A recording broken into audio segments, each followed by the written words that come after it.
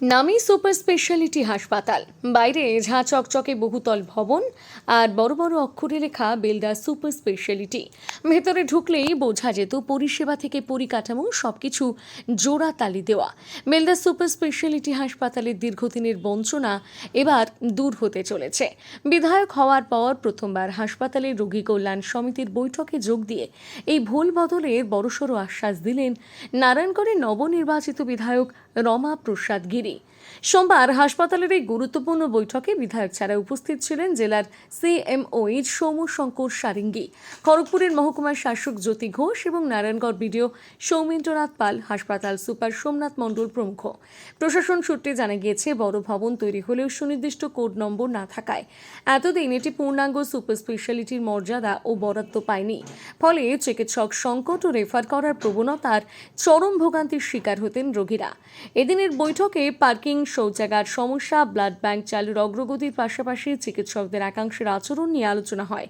তবে নতুন সরকার আসার পরেই মিলেছে সেই বহু প্রতীক্ষিত সরকারি কোড নম্বর। বৈঠক শেষে বিধায়ক জোর দিয়ে জানান, কোড মেলায় এবার দ্রুত বিশেষজ্ঞ চিকিৎসক নিয়োগ এবং আধুনিক চিকিৎসা ব্যবস্থা চালু হবে। ফলে রেফার করার প্রবণতা এক ধাক্কায় অনেকটাই কমবে এবং বেলদা হাসপাতাল এবার সত্যি সত্যি পূর্ণাঙ্গ সুপার স্পেশালিটি হয়ে উঠবে বলে আশ্বাস দেন বিধায়ক। বেলদা থেকে সঞ্জয় দাসের রিপোর্ট, সানন্দা নিউজ। হসপিটালের বর্তমান কি অবস্থা আছে আর আমরা কি চাই সে নিয়ে আলোচনা হয়েছে।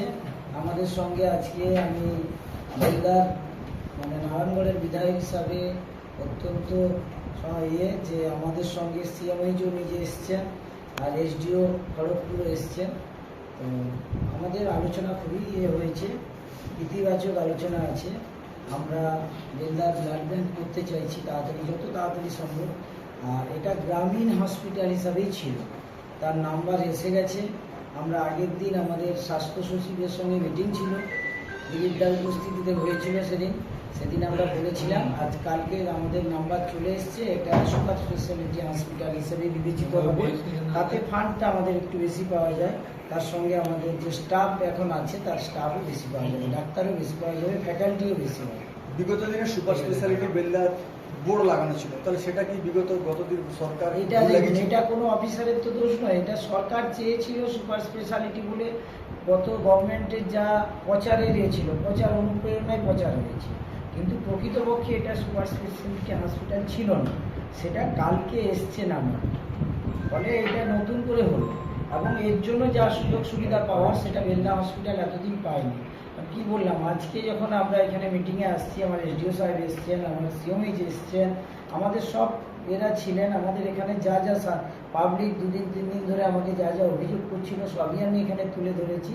আশা করছি সমস্ত সমস্যা মিটে যাবে।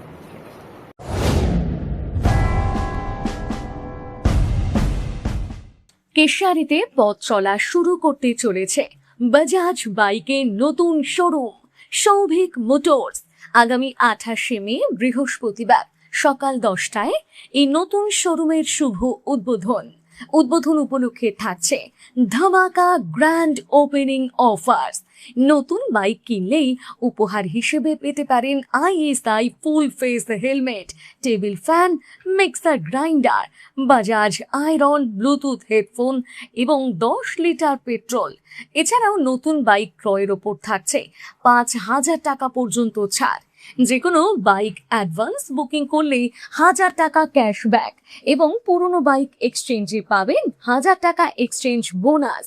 মনে রাখবেন, এই ধামাকা অফার এবং free service check up camp শুধুমাত্র 28শে মে থেকে 31শে মে পর্যন্ত প্রযোজ্য। শোরুমের ঠিকানা Souvik motors, Swarupananda nursing home এবং ওয়েলকাম লজের মাঝখানে।